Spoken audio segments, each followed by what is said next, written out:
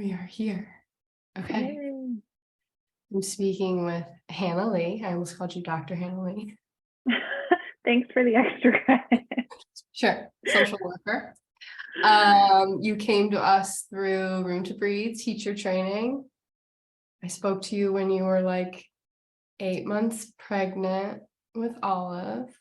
Well, that was when I interviewed you. You were like, I don't know how many months pregnant when I first met with you. And you were like curious about private practice work and if it fit and you fit and all those things. Mm-hmm. Fast forward, here we are. You're actually full time. Yeah. At Room to Breathe. And you are kind of our do it all person. So speaking to your specialties, I feel like you came in with a specialty of like women's health and perinatal and postpartum. But you've really grown in your niche with Asian American folks, and kind of like your caregiver, parenting, population.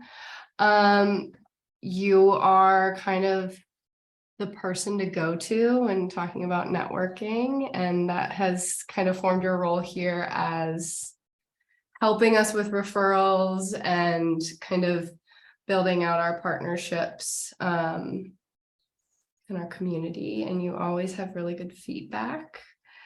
So I kind of see you as a leader in our space. And yeah, sometimes I just want to pick your brain about my own life, motherhood and such like that, as I come to you with this lovely cold. So yeah, why don't you introduce yourself? Yeah. Like you said, I'm a social worker. I come with a long background in nonprofit and social justice work, and definitely came into my career thinking about like the macro systemic issues that are everywhere, and yet found my real joy in working directly with people and building relationships. Systemic change takes a long time. Individual change takes a long time, but maybe less long, maybe. Depends. Yes, depends. And so, yeah, that led me on a winding path to getting my MSW while working full time with a baby during a pandemic. And now we're out the other side of something. We're in this version of reality. With 2 babies. Yes, with 2 big babies. Yeah, I was thinking back to how I found Room to Breathe and like came in through the yoga side, and have such like a warm memory of that time in my life where I was working in a nonprofit downtown, and also during that time later on was interning for the public defender's office. And so I would like sneak away to a class at lunchtime or right afterwards at the studio. And it was like a nest, a cozy nest of like, okay, it's safe here. I feel held here. I remember going to a class and like Serena would remember my name, even though I wasn't going all that often, which now, like, of course she did. And I remember walking past the clinical offices and being like, someday I want to work at a place like that. So I guess now I do, but it's in my house. So everything is weird, but I'm here, and that feels really exciting and weird. But I think especially like I was going to so many studios around Chicago and enjoying them. And then when I was pregnant with my first, just really feeling like losing my sense of self physically, and like not feeling oriented to what I was capable of or what I wanted to do, and like the spaces I felt welcome in changed in terms of wellness and fitness. And yeah, that never changed with Room to Breathe classes. And I think that was the clue, that I could keep coming back at any point in that physical transformation and afterwards. So that was what led me to the studio. Yeah. And then, I mean, if you could speak to just like, what's one thing during teacher training, can you speak to like a shift or more encouragement towards, I mean, you already were in your social work program, so kind of makes sense. But when you finished teacher training, like what was your focus? What was your capstone in teacher training? A class for folks that were expecting in postpartum. Mhm. So that track. Yeah. And I was just about to give birth. I think I did my capstone first out of our cohort because I was like, I don't know when this baby's coming. And I remember like Oh, I trying remember that. and Yeah. project and being like, I can't really breathe because this baby's so big. And it was the first cohort that was like fully online Mhm. because of the pandemic, and that also felt like a little bubble for me amidst all this dysregulation and uncertainty of like, okay, I have this space I can keep coming back to that feels like I'm showing up for myself. And I think that integration, the psychologically sensitive element of the teacher training was always what I wanted, even if I didn't have the words for it. And then that's what I wanted as a clinician as well, as a space that, like, even if we're in a box here or we're in person, like it can feel so disembodying. It can be, Right. therapy can be this like intellectualized experience, or this, upper body Yes. based experience. And I Mhm. wanted the whole thing, and just looking for that. Yeah. Well, and then one of your first things that you offered was a parenting workshop, and I was in it. Yeah, how was that? It was great. I had like a 6-week-old, I feel like. Very different. Mm-hmm. But yeah, I think since coming on, you've evolved a lot, but you've stayed close to working within that realm of caretakers and parents, and perinatal and postpartum health. But you've also found a great niche, and you've gotten a lot of Asian American clients. And I think you've made really good contacts, especially, I don't know about Massachusetts, but I know in Chicago. So yeah, I mean, whatever you want to speak to here in terms of your own identity and how that has kind of, right, like you were driven to work with postpartum folks and pregnant folks because of your experience. So yeah, was it easy? Was it hard? What was it like kind of building that networking space in your practice? Yeah. I don't know what folks who aren't in a clinical space like see, but it's not like you set out being like, these are what my specialties are, these are what I'm always going to be good at or interested Yeah, in. sure. And like you said, that evolves, and I feel like it still is. But I think I was drawn to the parenting space in particular, or in caregiving space, because there's so much conversation about like how to show up for young people, how to show up for kids, the importance of doing so, like how that really shapes one's trajectory. As a clinician, I do so much work with folks around like healing childhood, attachment wounds, and trauma. And so parents have a tall order, and high expectations. And so much advice out there is like centered on, this is what you need to do for your child. To hell with what you need, or like, Yeah. speak in this voice or say this thing. Like, who cares if you're got 2 hours of sleep Right. in 5-minute chunks for the last 4 years of your life or whatever. And I think incorporating, like, it has to be both. We have to hold caregivers just as much in order to show up for young people. That's kind of where that stems from. And it's such a somatic experience to caregive. And, you know, whether it be in caretaking or being a birthing parent, very body based. So that felt like a natural fit. I also think for me, there's been a lot of exploration as it relates to identity, because I didn't step out there saying, like, I am going to see, you know, I'm not branding myself as like seeing BIPOC or AAPI clients only, and I certainly don't. But that's the majority of who I see. And I think that, like, for me, it's been a journey of figuring out how to own that and see the importance of owning that, because for myself, I only recently have been able to see a clinician of color.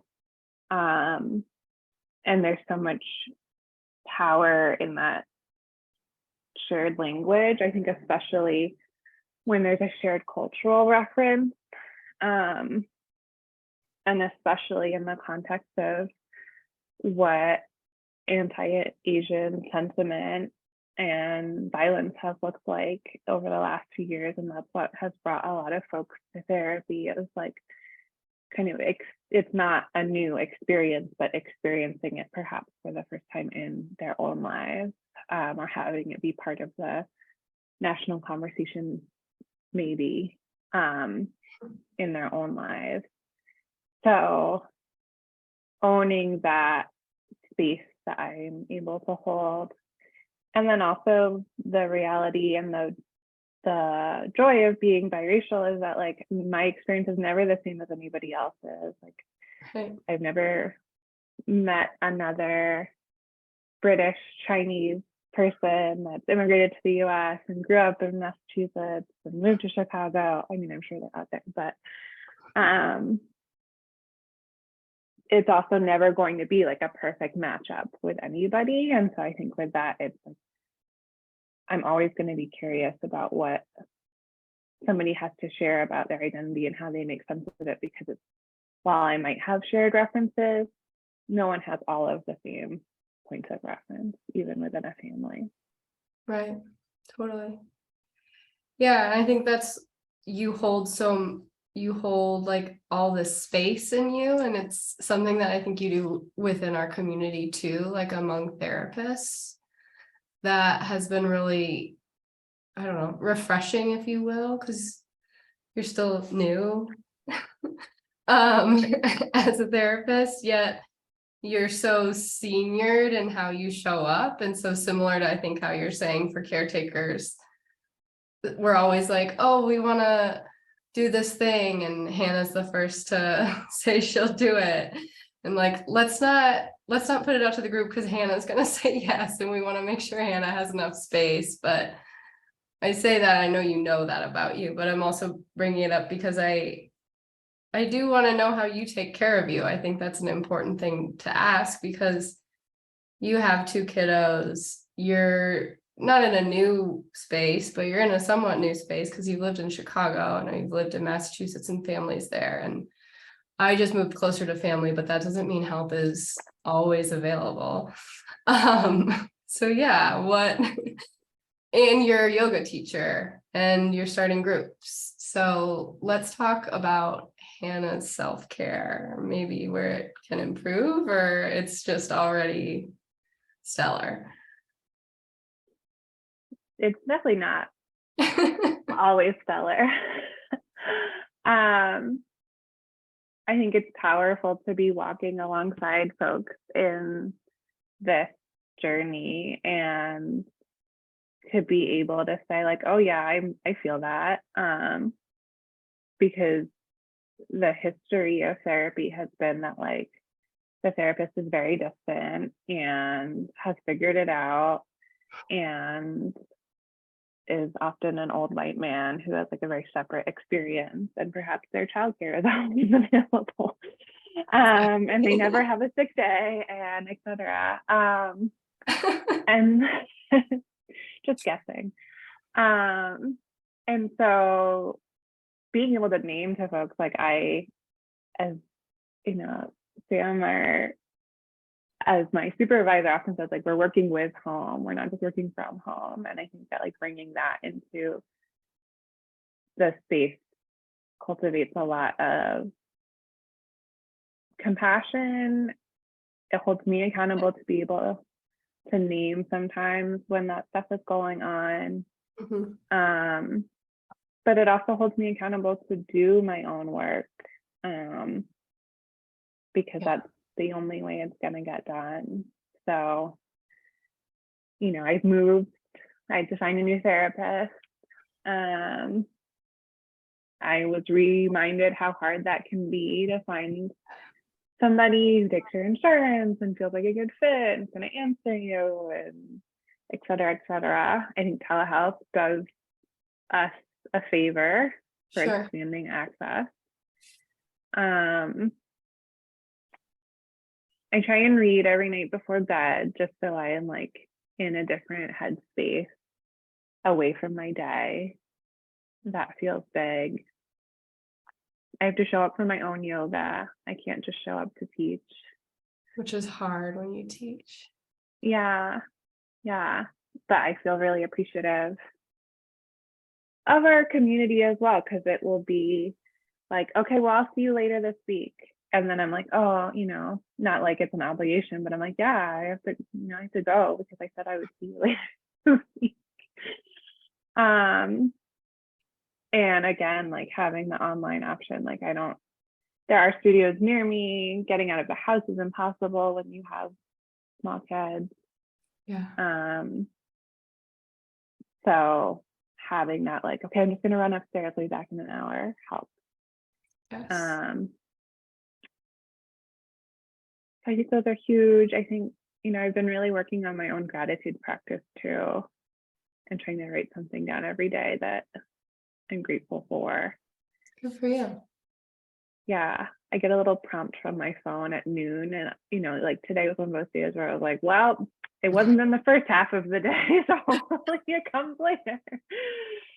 But it does attune me, I think. It was like, well, that wasn't it. So let's see what else. Let's see if we can turn this around in time. That's great. I think we needed to talk about that for a second.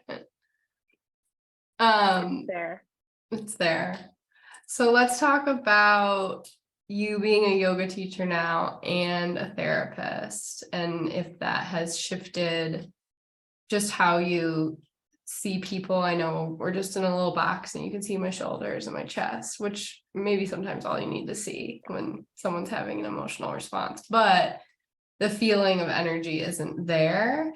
But you are also trained virtually for a lot of your yoga teacher training. So yeah, what does it look like to be in session with you and also do somatics work? Yeah, I think as a virtual yoga teacher these days, we've gotten a lot better. I mean, I still struggle with like our camera angles. You know, when we moved, I was like, I have a whole setup behind me. I know it's there.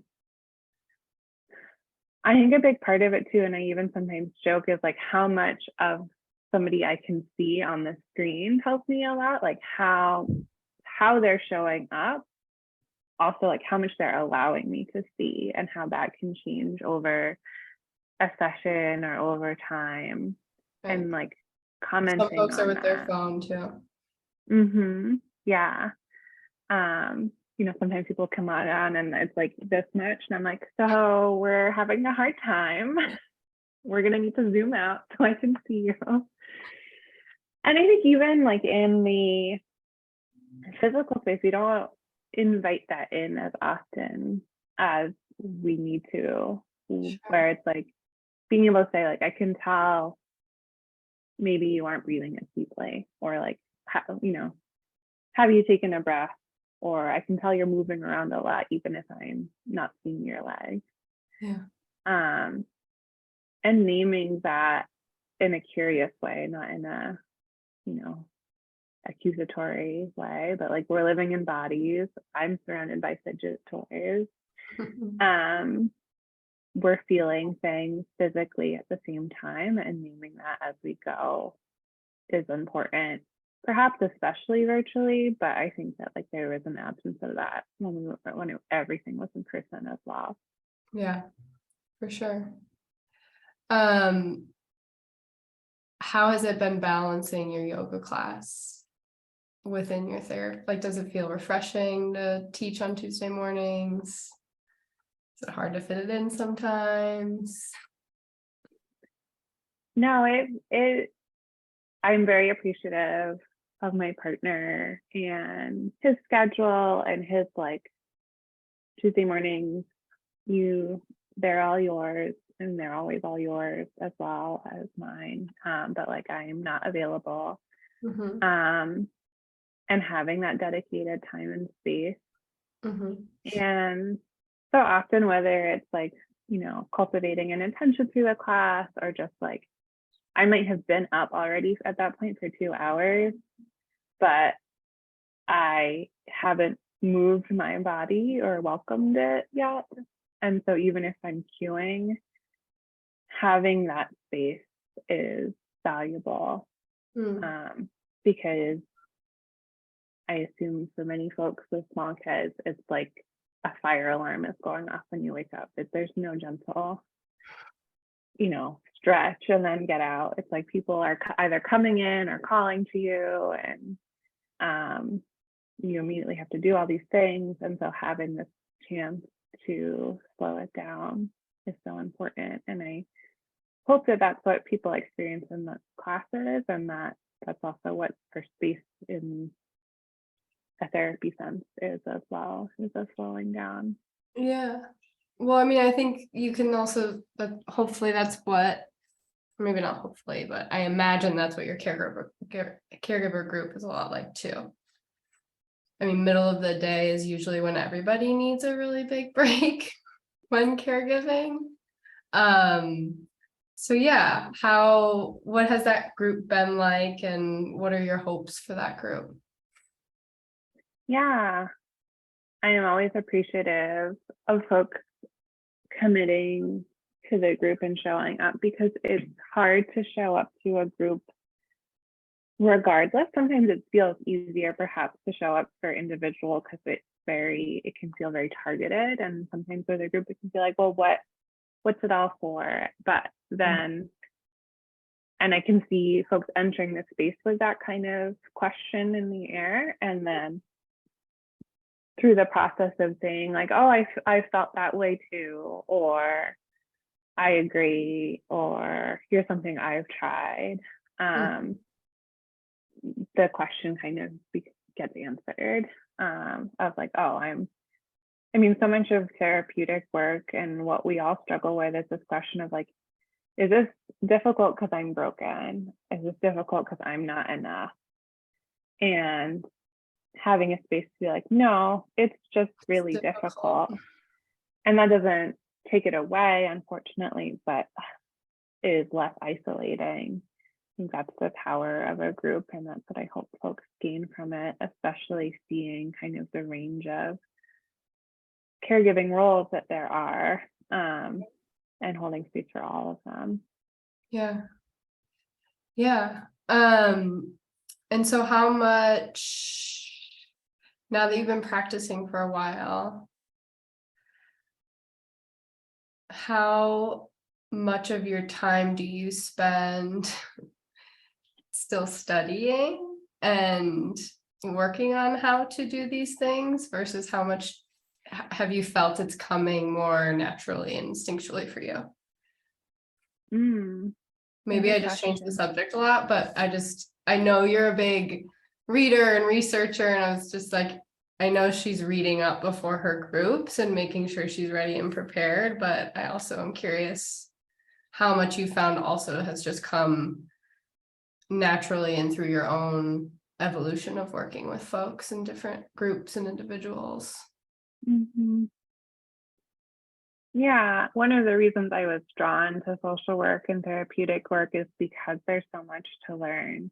You've never fully figured out a person, your partner, yourself, definitely not your children. They are mysteries every day.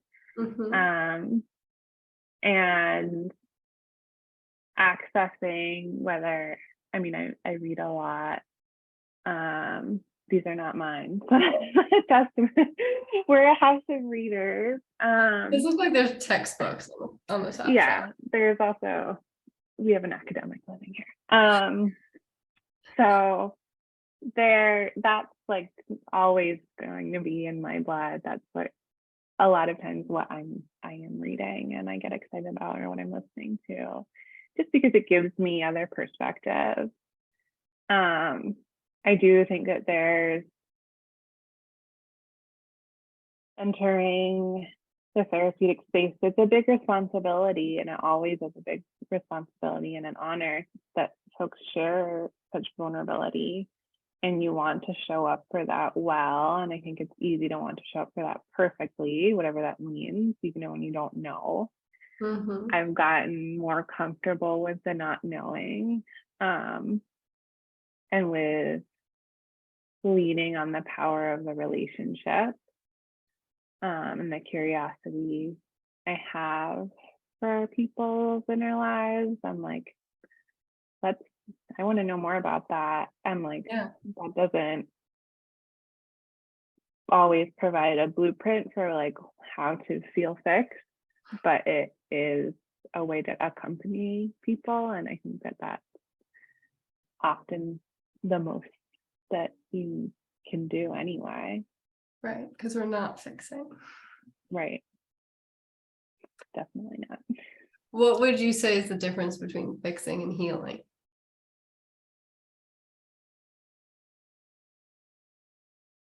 I feel like fixing implies that it's not going to get broken again, like that it's static and it's a one-time thing. And I often kind of joke with folks like, oh, we thought that was over. And I feel the same way in my own journey of like, oh, I thought I was done being a perfectionist, or I'm over anxiety, like I'm past that. But it's like, oh, it's showing up in a new way, or with a different set of skills, or with a new context. And healing feels like the ability to be resilient within that, to remember your strength, to have reference points for how to come back to yourself and where you are in that. But I just made that up right now. So Of course you ask did. me later and it could be something different. Okay. It was a random question that came up out of nowhere. Yeah. So people can find you through individual, although you're pretty full. And your caregiver group still has some room. Mm-hmm. Okay. And in your caregiver group, what could someone expect? Yeah, it's Mondays every other week. We come into the space if new folks are joining, like having introductions and space to name why we're there. Folks will meet with me individually before joining the group, so having a chance to kind of orient to that. I like to check in with folks like what's worked, what's coming up, how many illnesses have been in your house, since last time we saw you. And there's a little bit of accountability there. A lot of what I hope is to hold space for caregivers to feel cared for, but also to name like, how do you need to elbow in the room for yourself in your life? Because so many caregivers are both instinctually and socialized to be in those roles of putting others' needs first, and challenging that and recognizing burnout and remembering the parts of yourself outside of caregiving, are some of the things I hope for. And so those are some of the conversations we have, exploring different topics maybe reflecting on through an exercise together, and then I held space for like 20 minutes of yoga at the end, and that, you know, feels like a nice way to bring things together and to maybe put into practice physically what we've been talking about in the first part of our time. Sounds nice. Sounds really Yeah. nice. Well, I always have a lovely time chatting with you, and Sierra will make this somewhat prettier and put it out on the interwebs, and all Thanks, of our Sarah. followers hopefully will We watch love you. Thanks, 3 people watching. it. No, I appreciate this as a way, like I have, with all the therapeutic work that I have done, I have gone in blind so many times and I don't know who this person is, but I'm about to tell them all of my problems. And they're gonna have to be ready for it. So I hope this gives folks a way to get a taste of us in our space. I know, me too.